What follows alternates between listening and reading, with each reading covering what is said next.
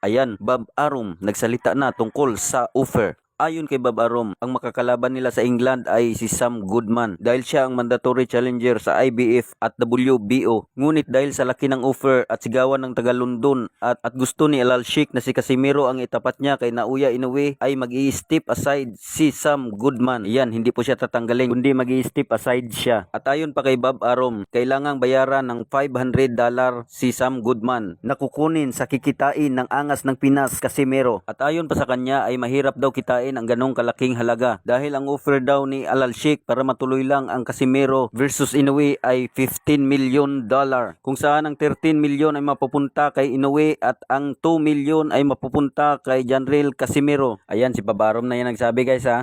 Lumilinaw na. Tatanggapin na kaya ni Naoya Inoue ang offer? Maghaharap na kaya ang matagal nang inaasam-asam ng mga boxing fans sa laban ni Naoya Monster